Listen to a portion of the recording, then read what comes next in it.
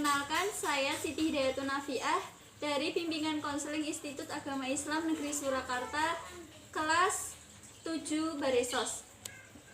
Di sini saya akan simulasi tentang hasil wawancara saya karena klien saya tidak mau di-shoot atau tidak mau di video.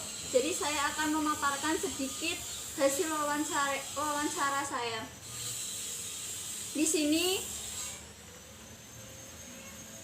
informan saya yang berinisial A, berjenis kelamin perempuan, lahir di Blora tanggal 28 Agustus 2002, umur 18 tahun, anak keempat dari 4 bersaudara, agama Islam, pendidikan saat ini yang ditempuh yaitu siswa, terus alamat sekarang yaitu Kunduran Blora.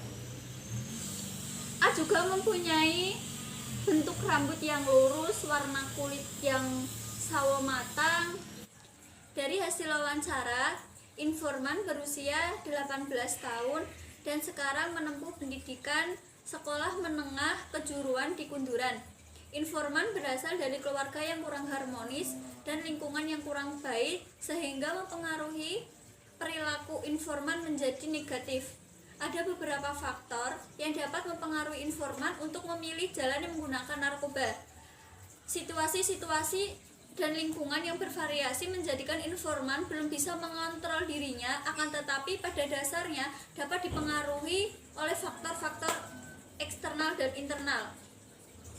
Faktor internal yang mempengaruhi informan menggunakan narkoba adalah rasa kecewa, marah, dan frustasi karena masalah-masalah yang informan hadapi, sehingga informan menghilangkan masalah dengan mengkonsumsi narkoba sampai dia menemukan titik nyaman di mana dia menggunakan narkoba. Selain faktor internal, informan pun dipengaruhi oleh faktor eksternal yang mempengaruhi untuk mengkonsumsi narkoba. Di antaranya yaitu faktor dari lingkungan keluarga dan faktor dari teman-temannya.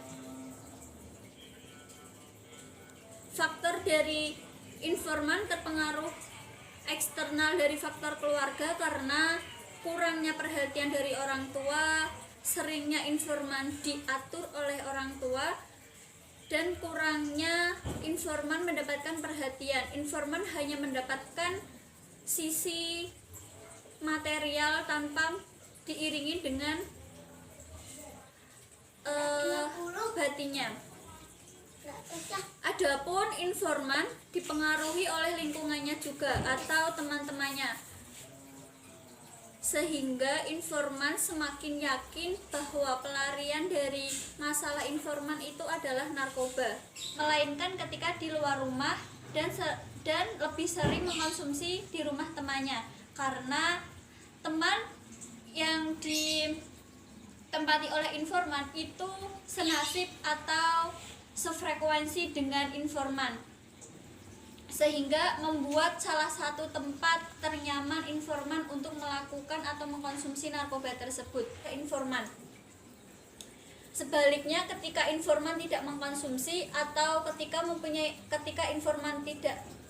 informan mempunyai masalah, dia tidak mengkonsumsi, informan akan merasakan hal yang sebaliknya. Dia merasakan tidak nyaman, dia merasakan sering marah-marah, dia merasakan gelisah, sehingga informan lebih memutuskan atau lebih ketika dia mempunyai masalah, dia seringnya melarikan diri untuk mengkonsumsi narkoba tersebut.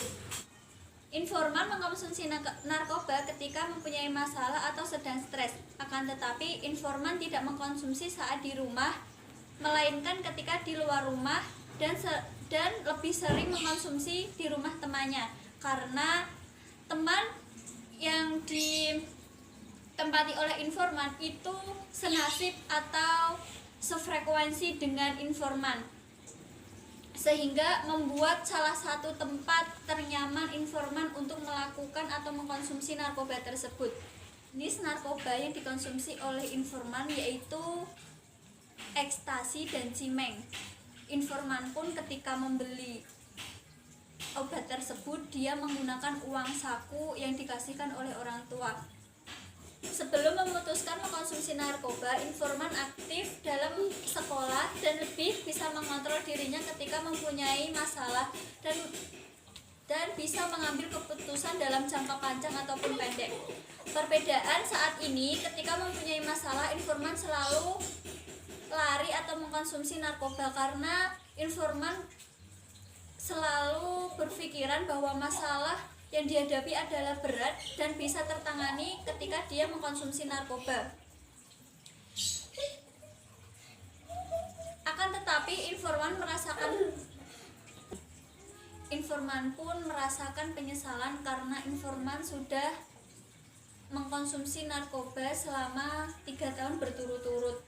Akan tetapi informan merasakan penyesalan karena sudah mengkonsumsi narkoba dan informan mempunyai niatan untuk berubah karena saat ini informan merasakan efek dari mengkonsumsi narkoba. Kesehatan informan semakin menurun dan dia mendapatkan penyakit dalam ketika mengkonsumsi narkoba tersebut. Daya ingat informan pun semakin melemah. Di sini dapat dilihat perubahan informan saat wawancara. Ketika wawancara, informan memprioritaskan kesembuhannya. Itu bisa dilihat ketika peneliti memberi skala 1-5 dalam perubahannya. Skala 1 di mana informan belum berani memilih untuk perubahan, akan tetapi 1-5 itu nanti ketika informan memilih 5 berarti si informan tersebut dia sudah berani untuk perubahan dari dirinya informan, dan ternyata informan mempunyai niatan yang baik. Informan memilih di nomor 5, skala nomor 5 untuk perubahan informan tersebut.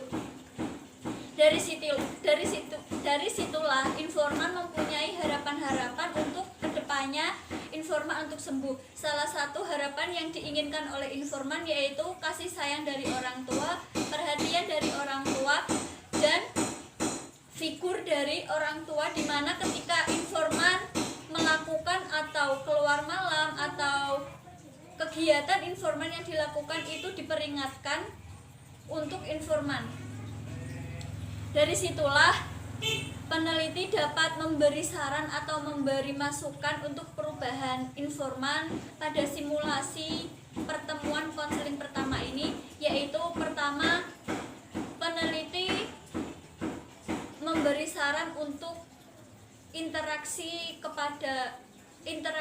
informan dengan keluarga dipererat kembali. Terus yang kedua, di mana informan harus bisa memilih di antara hal yang baik atau buruk, seperti halnya ketika dia memilih jalan untuk melampiaskan ketika dia mempunyai masalah, itu bisa dilarikan atau bisa digantikan dengan jalan-jalan, dengan nonton TV, dengan main game, atau berkumpul dengan temannya, shopping, jalan-jalan, rekreasi. Dan yang terpenting, ada salah satu teman yang tidak mengkonsumsi narkoba yang dipercaya oleh informan, di mana ketika informan mempunyai masalah, dia bisa curhat atau melampiaskan kepada temannya yang tidak mengkonsumsi narkoba agar informan tidak mendapatkan feedback atau mendapatkan masukan dia mengkonsumsi narkoba. Dan saran yang ketiga yaitu perbaiki ibadahnya, karena secara penglihatan atau penelitian observasi yang dilihat oleh peneliti, ibadah atau kewajiban yang dilakukan oleh informan itu kurang, sehingga menyebabkan ketika informan mempunyai masalah itu dia tidak bisa berpikir panjang sehingga dia bisa lari ke mengkonsumsi narkoba tersebut. Demikian simulasi konseling pertama kali ini. Sebelumnya saya mohon maaf karena klien atau informan saya tidak mau di video atau diambil gambar untuk dipublikasikan. Jadi saya mohon maaf, di sini saya sedikit memaparkan hasil wawancara saya. Apabila ada kekurangan atau kelebihannya saya mohon maaf.